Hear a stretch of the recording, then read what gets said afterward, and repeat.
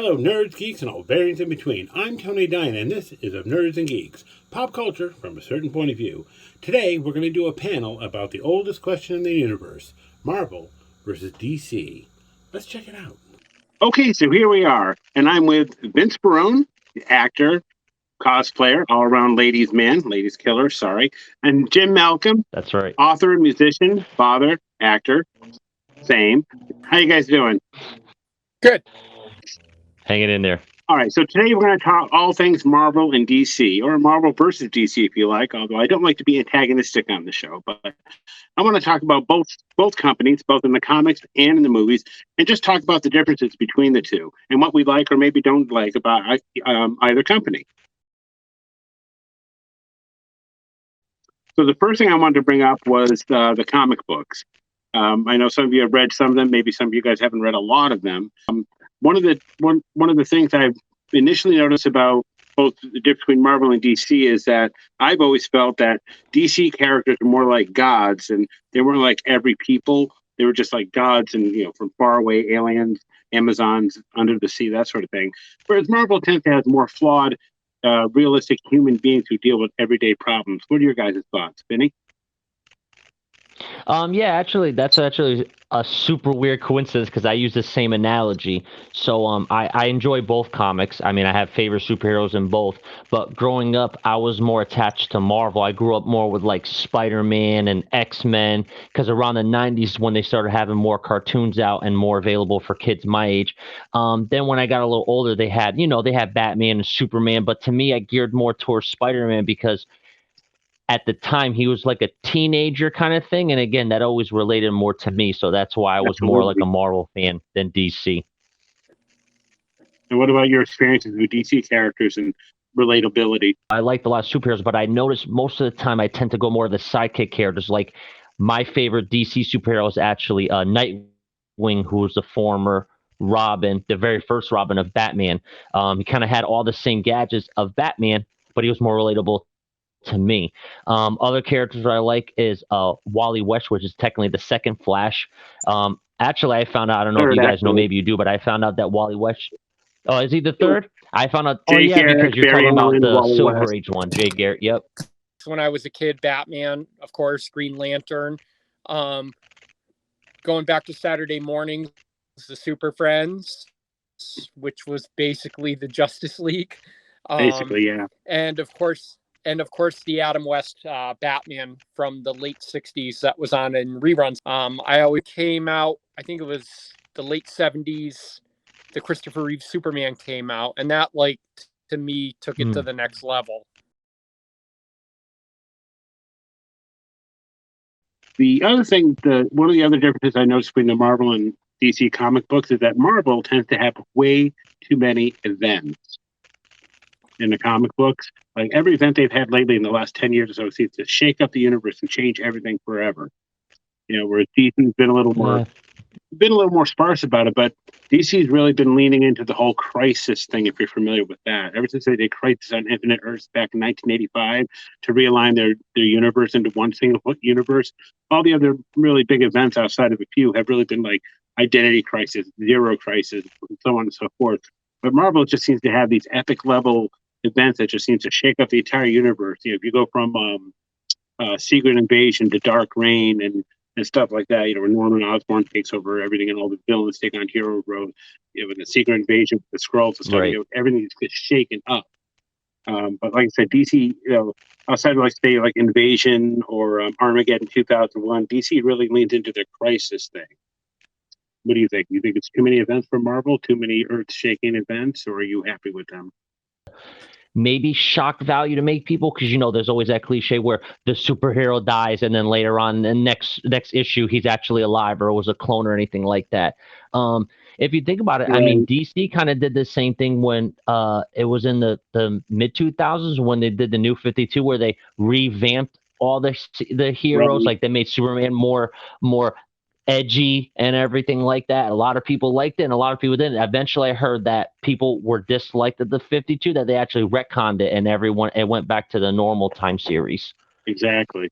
Exactly. But if you think about it, with the merge of the Infinite Crisis and all these different events, even in Marvel, what I think is a cool thing is the fact that they have differences in I guess different universes or the multiverse, I guess I would say. I think that's a cool. I think once DC and Marvel started issuing their own multiverse, I thought it was awesome. Like you can get different iconic superheroes with a little bit of a twist. Right. And my favorite series actually came out in the early 90s. It was called the Amalgam series. And it was when Marvel and DC fused together. And they literally, at one point, was like, hey, let's take our one superhero and my superhero and let's make it together. I mean, I thought that was Claw. awesome. Yeah, right. There's also Bruce Wayne and Wolverine that put was together. the fusion. Yep. Then there was Spider Boy, which was Superboy and Spider Man. There was Iron Lantern, which was Green Lantern and Iron Man. I mean, the list goes Soldier, on. all I that think stuff. it was They did Storm and Wonder Woman Yeah. together and stuff like that. Yeah, actually, I think that series went over pretty well as far as events go. Supposedly they're talking about coming back, but I don't know. All I know is that out of all the characters, I think the strongest Amalgam character has to be Strange Fate, where it's Dr. Fate, Dr. Strange, and Charles Xavier fused into one. I mean, that's to me an overpowered character group right there. Yeah, that is like an OP power character right there. You're absolutely right. Yeah. Have you ever read any of the crossovers, Jim? Oh, yeah. I think yeah.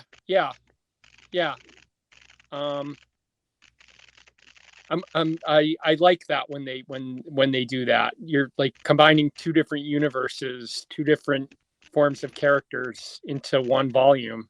Like to see them interact. Yeah, it's very cool. Yeah, they also did Marvel versus DC a couple of different times. They did Marvel versus DC and they did JLA Avengers. I think there was 2 company crossovers they did on that one. Right. Is that like when they fought like the Grand Master? I know like there was like a big battle where like the Grand Master, I don't know what the equivalent is for DC or vice versa, but they had like a universal, like, is the Avengers better than Justice League? And to be honest, going off of what we said, as much as I like Marvel, I know to me, statistically, DC superheroes are on a higher tier power level than I think most Avengers. And you're right. If you look at the Avengers, most of the characters they have aren't planet level. Like you have the Hulk and Thor, but Captain America's not super strong. You have Iron Man, I guess, but Hawkeye and Black Widow, where the main Justice League, you have Green Lantern, who can make constructs, the Flash, who's super fast. You got Superman, you got Batman, who I guess is equal to Iron Man, and then you have Wonder Woman. You have more super powered characters than like we said. Yeah, you have to go up into space for like Quasar, Captain Marvel, Warlock, Adam Warlock. You have to get into all those cosmic tier characters to get somebody who could at least match somebody like Superman, for example. Right. And then DC is going to have the same thing. Like, you know, Thanos is DC is Marvel's dark side and so on and so forth. So it's like hard to really say who would be, you know, what is stronger. But I would think statistically the Justice League would be able to beat the Avengers hands down, even though Thor's an immortal god, but technically so is Wonder Woman and Superman, and there's Aquaman. There's just lot. It's like what I tell people all the time when they talk about these, who would win in a battle like Superman versus Thor. It's not really about power levels. It's about intent. If Superman's really trying to, save Lois Lane from ultimate danger, he's going to have the edge over Thor. Or if Superman's threatened to kill Loki, and Thor's like, yeah, you're not going to have any part of that. My mom decided I'm done with you. He's got more of an impetus to be stronger, right? So it's not really about the power levels; it's about their motivations. Right. I think that's probably more an accurate way to describe. It's so and so who would win. I don't know. Why are they fighting? Yeah, right. Because you think about superheroes and superheroes, you think about it, unless they're mind controlled, why would they fight each other? Or contest of champions or secret wars or, take your pick. But yeah, exactly. The last detail I want to touch on in comics so we can move on to the movies, I know Jim's itching to get there, is Marvel in recent years seems to have way too many deaths with their characters, like recently just killing off Kamala Khan in the comic books. It would be like, oh, this person died to get in. But to me, I don't really like that storyline because, again, superheroes, they never really stay dead. I mean, how many times has Superman died? Batman supposedly died. Spider-Man dies. Everyone dies. And you're like, oh, no, that was a different universe. It's not the main canon one.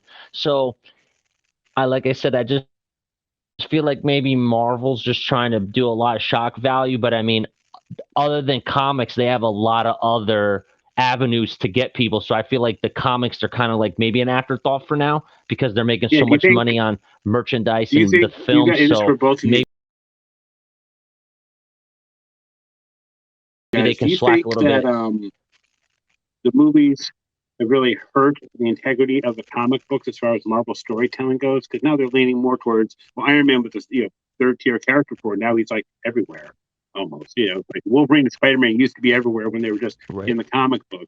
So they were legitimately popular characters comic book wise. The movies have been trying to push off their movie level characters into their regular 616 comic book universe to make more popular. Do you feel that impedes the story anymore? Right. Yeah, I think that does that. It the comic books are the source material, and that to me is what should be canon. And yeah, I mean, the movies have definitely pulled away from that. I mean, the movies follow the comic books, but not to the T. Like again, like Marvel lately seems to be going for shock value with a lot of stuff. Yeah, exactly. And they've been inserting Thanos a lot into the comic books recently because of his popularity in the movies. That's kind of my point. Yeah. Rather than telling an original story, it has nothing to do with anybody who's popular, but tell a story that's derivative of the actual universe rather than the cinematic universe. DC's guilty of the same thing. Well, technically, I mean, I was gonna say, if you think about it, though, the movies help bring people into Marvel. You know what I mean? So people that were like, oh, I don't know who these people are. So like when Iron Man and Captain America and all them were second tier or lower tier heroes, it brought them in the limelight. So I think in a way it's kind of bad where they're just shooting Marvel people out. They're like, oh, let's pick this person, like in a dartboard. They're like, who can we make now? But on the flip side, like I like the Guardians of the Galaxy. Once I saw the movies, I was like, I never heard of them. Then it got me into reading them. And then someone like myself who likes comics, I actually started reading the lore. I was like, oh, I actually like this series. So I think, unfortunately, it's just the way the times are. So it's kind of like, I love comics, but comics are going to turn into archaic forms where people are like, whoa, comics, I don't know anything like that. But if it's more media, more accessible, I feel like people maybe feel more comfortable because still the mentality is that, oh, your comics, that's like old school, like nerdy. And they're like, oh, no, but I watch the shows too. And they're like, okay, you're cool. So you got to factor that in, that it might have brought people in to make superheroes cool again in that way, if you think about it. That's true. I mean, I personally have no problem with a Marvel fan who's never read a Marvel comic enjoying the movies. I don't like to be I don't like to be such a gatekeeper. It's like, oh, you've not read the comics? Oh, well, then let me look down on you. It's however you enjoy the material. As long as you get the material, what matters to me. Because nowadays, like, I know Jim hasn't read a great swath of, comics, Marvel comics in recent years, or whatever, but I can still talk to him about MCU. We still have a great conversation. That's all that matters, just sharing the love of the thing, So some of these gatekeeper guys just kind of get on my nerves. We're just like, hey, back off, okay? They haven't read the source material, but we know MCU changes it to subvert our expectations, so it doesn't read exactly like the comics. So it's okay on both sides as far as that goes. Plus, if you not have knowledge of comics, I mean, I always love teaching people new things. They're like, oh, did you know Spider-Man did this? And they're like, what? I never knew that. I'm like, yeah, you got to read. Like, it's cool to share. Like we said many times before, if you like the same thing and you just have a different thing, like you like comics, I like video games, and Jim likes movies. As long as we like the whole thing as a common ground, what does it matter what way you do, as long as we have something to connect on? Right, because I think with someone who has read the comics, hey, remember that time Spider-Man was turned into the totem of spiders? The whole storyline. Or remember the time he grew an extra set of arms so he looked like a spider? Fun stuff. I mean, there's actually a comic book Spider-Man series called Spider-Verse where there's different ones, and there's actually a Spider-Man called Captain Universe where he gets the power cosmic, and he's actually a superhero. That happened in the regular series like Captain Marvel. That happened in the regular series back in the 80s. Yep. I actually had an encyclopedia of Spider-Man because obviously he's my number one favorite from when I was a kid. Not now. Deadpool's my favorite now. Yeah. There's also a dinosaur. I just thought it was cool. I said there's also a dinosaur Spider-Man. Yep, and Spider Pig and Spider Spider Ham. I Ham. love There's a Spider lot of things Ham. like that. I just think it's cool. Yeah, That's good stuff. It's very easy for us to talk about how the MCU got it right where DC got it wrong. Because, it's just blatantly obvious. DC never earned the Justice League. Sorry, Schneider fans. Hate me down below in the comments. It's fine. But what I'd rather talk about is what DC got right. So let's talk about that. Jim, what do you think DC got right versus what, they got wrong? A lot of people don't like the Man of Steel movie. I actually thought they got that right. As Me as far well. as the casting, not their storytelling, the casting. Yeah, the casting for sure. Diane Lane as his mom was great. I mean, she's great in anything she does. Henry Cavill, I thought he was good. I just thought that the storytelling wasn't on par, but I think their casting is good. Gal Gadot as Wonder Woman. I mean, not since Linda Carter have we had somebody perfect for Wonder Woman. And it's sad that, as far as I know, she's not coming back. Yeah, I like Ben Affleck as Batman, as an older Batman. It's almost like DC expected you to already know who these characters are. Yeah. I guess from the previews and stuff. That's why the joke is DC should take notes from their animated universe because they say statistically the animated shows and movies do way better, and Absolutely. I agree. Way I was going to better. get to that question. I was going to get to Way that, but better. yeah, DC nailed animation. Segue. Yeah. It's okay. Yeah, DC nails animation. I mean, if you watch the Killing Joke or even oh god, what was that Justice League one? That was all Justice League Unlimited, I think it was. But even a lot of their Yep. other stories they've done just where they're isolated. Great animation. I mean, I'm a huge fan of the Harley Quinn cartoon. I actually think, to be honest, compared to a lot of superheroes and a lot of shows that have multiple superheroes, I feel like Justice League Unlimited probably did the best, where they took characters that no one heard about, like the Question and characters like Green Arrow and Black Canary, like lower tier characters, and they gave them limelight equal to Batman, Superman, Martian Manhunter. Like they made it equal. Where in Marvel, which again I love Marvel, but it's always like, if you're not an Avenger, you're just nobody. You're like, who are you? Oh, I'm Moon Knight. You're like, nah, you're just a street level. You're a defender. Like they demote people where the Justice League just encompass everybody. So I thought that's a cool gimmick that DC does, that they shine limelight on the lesser known characters, but they make them still equal part of a giant group of team instead of being like tiers. Like, is the X-Men better than the Avengers? Who knows? You know what I mean? Well, It's traditionally or historically, Marvel has way more I feel like teams more than rival DC factors does. and Marvel. I mean, they have like you just can't stop with Marvel. I mean, if you go with like the X-Men, the Avengers, the Defenders, the Power Pack, Excalibur, Midnight Suns. I mean, it goes on and on and on. Fantastic Four. Thank you. It goes on and on and on. Right. With DC, it's like you've got the Justice League, and then you've got Teen Titans, and then you've got. It's harder to think of them as you go down the list. Is my point. Right. Some of them is like the Young Justice, which is like another kind of like Teen Titans. They also have the Dark Justice League or Justice League something where like it has to do with John Constantine, like the more Justice League magic Dark. people. Yeah, maybe that's why it goes into DC are all god level characters where they really don't need partners unless it's like a universal thing where mostly Marvel are like basic level heroes where most of them need a team up, I guess, in a way if you look at it. Yeah.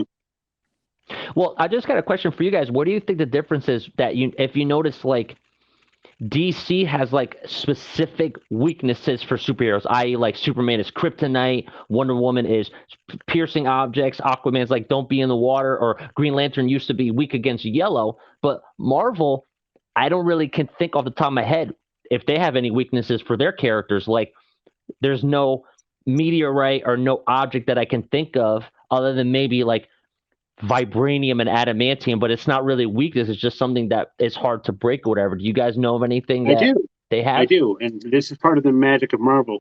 Every superhero in Marvel has a weakness. And do you know what that is? Writing. Themselves. If Spider Oh, I guess that's cool. if That's Spider-Man's good. way too hung up about his problems at home with Aunt May and he's going to high school, that can trigger him where he's not paying attention and the vulture comes in, knocks him off track, and now he's screwed. Wolverine, if he's thinking way too much Right. about Markio or Sabretooth, or he's worried about the team or he's having a really bad day, somebody could get hurt. So, I mean, the Marvel Right. characters are their own worst enemies, and they've written a lot of stories about this. And I think that's why they didn't go for the traditional sort of Greek sort of idea of giving them a one specific weakness. I mean, what they do have Right. also is fear. Cyclops, he doesn't have a weakness, but what he does is a fear. If he ever takes that ruby visor off at the wrong moment, he could could destroy an entire school. And that's a fear he has to live with every day. Right. I guess that's what makes them, I guess, the Marvel more relatable to humans. That's more like a human feeling. Like, I don't want to hurt myself or doubt themselves. Where, again, Superman is trying to live among humans, but at the end of the day, he's still a god level superhero. So I guess that makes sense. You have to, like you said, different comic series because they're such high tier levels. They're like, well, if they're gods, how do we beat them? They're like, oh, you just need this rock, and then that's it. Superman's weak But if now. you're Captain America, and as you saw in Civil War, all you got to do is say, hey, by the way, here's Bucky. He's like, what? And Yeah. he's done. He no longer let him get into a fight with somebody else now. He'll probably lose. That's why it's always a question of motivation for the characters. That's what sets their impetus That's true. for fighting victory, whatever. Throw Black Widow. It's like, hey, weren't you in the Red Room? The what? She'll crumble. Like when Right. when Loki's trying to throw her Red Ledger against her in the Avengers. I mean, she's doing it as a ruse, but if she wasn't, that really probably would have affected her. When you get to the heart of who the Right. characters are, you can defeat them. Hey, Hawkeye met your family. Right. Or if he runs out of arrows, as he mentioned in the Ultron movie, he's like, "There's a flying, there's a flying ship, and there's robots, and I got bow and arrows, and pretty much that's it. Once he's out of arrows, he's out." Exactly. Even though, again, if you're into comic books, he actually is a good hand-to-hand fighter. He can use multiple weapons, not just bow and arrow. So again, that's where the film is just like, you're just a bow and arrow guy. I'm like, actually, he's a pretty good hand-to-hand combatant. He fights toe-to-toe with Captain America and can use any weapon as a skilled marksman. Exactly. You know what I think the best thing to happen to DC in the last few films was? What's that? James Gunn. Right. Yeah, I guess Suicide you're Squad right. 2, I thought was way better than Suicide Squad 1. It was so full of. I mean, James Gunn's really great at taking that ragtag group of misfits and turning them into something more, which obviously he did with Guardians, but he really brought that energy to Suicide Squad. And that's why I'm really hopeful for him in the future of DCU movies with him at the helm. I'm really hoping because he's already talked about he wants to bring back that traditionally good Superman and the traditionally brooding Batman, so that when they meet, you actually have a dichotomy of opinions. Metropolis is a haven. Gotham's too dark. Well, your way doesn't work. My way does work. But you scare them. Well, I know, but I'm not super. You know what I mean? You get real conversations. That's supposed to Martha. It's just. Make it more, I guess, the writing better.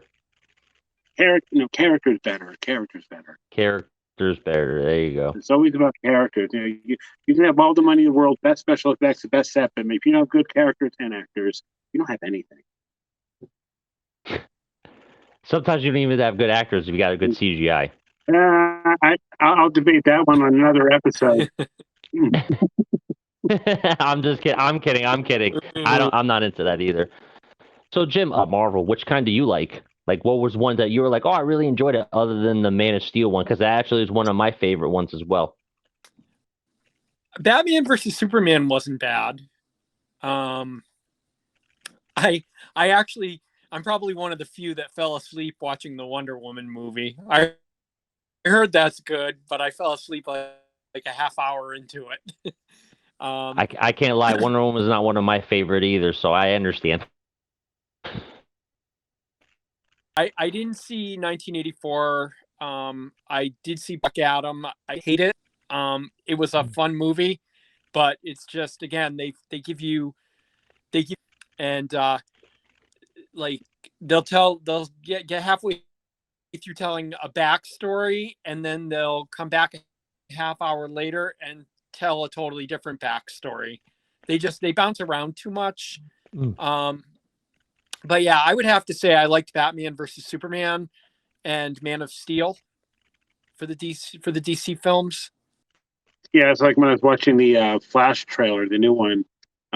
Every time I saw Supergirl flying, she looked like a PS5 character. I have mixed feelings about this movie. Like, I think it's cool that they're trying to, revamp it and relaunch everything, but just overall, I don't know. They fuse too many of the series because it's like, it Flashpoint. It's kind of like Flashpoint, but they added their own twist to it again. I don't know how I feel about it, to be honest. No Thomas Wayne, no Reverse Flash.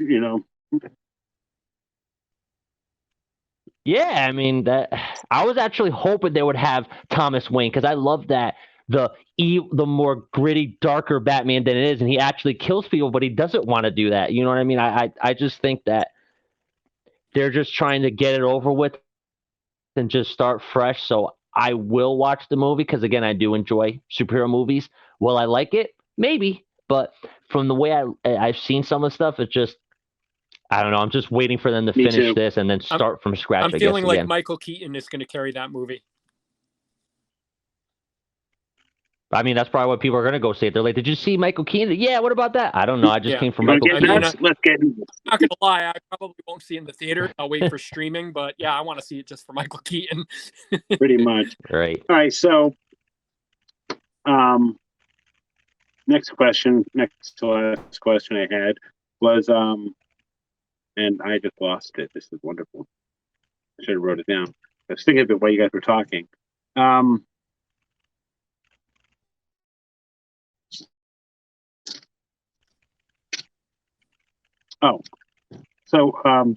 you may not know of a lot of other comic book companies, do you think there'll be ever any room in the future for other companies to grow, especially on film and TV and stuff? I mean, I know there's a few like The Boys and whatnot, a few different imprints, but anything that'll ever have the impact that Marvel has. You have to remember, Marvel created something brand spanking new that everyone's been trying to imitate. And a lot of people forget that because it's been over almost 15 years since it started. But when it started, nobody knew what was happening. Nobody knew there was a cinematic universe unfolding before our eyes. Even with the Nick Fury post-credits, like, okay, that's interesting. But the more it built, the more people got hip to the idea of a cinematic universe. And now we just expect it, which I think is why they kind of dumpster dive on Phase 4, because it doesn't replicate Endgame. And if it doesn't replicate Endgame, then it's no good. That's the impression I get. I don't know if it's true. Let me know down below if you think that's true. But do you think for any other companies? I mean, if you think about it, Marvel actually, they said, was doing pretty bad. That's why Sony had all the Marvel rights to all the Marvel characters, and they sold it to Disney for cheap. They're saying, like, we don't need it. We just want to keep Spider-Man because, I mean, he's obviously going to sell big money. And so I think Disney took a chance. As far as like movies, I feel like right now in this generation, I don't think so. Maybe like another 10 years from now when people are tired of Marvel and DC trying to catch up, maybe they'll be like all fresh ideas. But like Spawn, I love Spawn.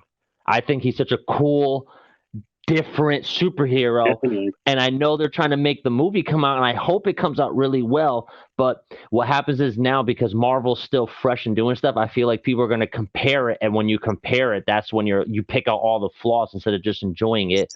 But as far as like other mainstreams, like again, like you mentioned, The Boys, Invincible, which is another interesting comic series, which I really love. I think there's room for comic book series to thrive, but I feel like a lot of them need to be parodies, like the parody, like The Boys is a parody of what if superheroes were real, but they were manufactured. And then you have Invincible, which is like, what if the superheroes kind of like more realistic, kind of like Marvel, but more like a gritty version of it. And there's also ones like Plutonium Man, which is like another knockoff of Superman. Right. Like, I feel like those maybe be able to thrive more because there's such like a unique take or the woke factor in a lot of things, where like if you have other things like Hellboy, Hellboy tried to, they had a few movies come out. I even liked the remake, or the reimagining of it, but people didn't like it, so it bombed. So now there's no room to grow with it. Yeah. Well, they're doing another Hellboy anyways. Oh, are they, with the same actor and everything? David Harbour, yeah. I hope it does well. I actually thought he did a pretty good job, to be honest. I mean, sometimes I was more of a fan of the Ron Perlman ones. Yeah, and then they're not going to make a third one, which I wish they did make one. Everyone wanted it, because it would have done the whole trilogy thing. But yeah, I hear you. But yeah, I mean, I guess there are a lot of other shows, cartoons, and stuff that necessarily are not Marvel and DC, and they're actually more than I thought. I think. But yeah, as far as And actually, sometimes prefer those more. Like I love watching The Boys because I mean, to me, that's the most realistic. I mean, I can see a big corporation making superpower people to control the world. You know, I can see that happening. That to me is very realistic. Maybe not aliens coming from Mars or coming from a different planet, but or manufacturing their own superheroes. I could see that happening. any final thoughts, gentlemen?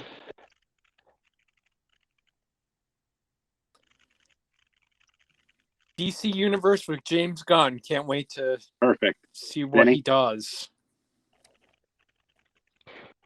I guess for me, just to go over what we said. I mean, no matter if we're watching comics or watching cartoons or watching comics, reading comics, watching movies, watching anime, playing video games, I just think it's cool that the community just keeps expanding to get more people because I love talking about superheroes. So I feel like the more and more people that watch it, it's better for me because then I can enjoy talking about it all the time. I don't have to talk about sports and stuff like that if I don't want to. I could talk about Superman and Spider-Man and all That's that. the way to go. So I'm excited.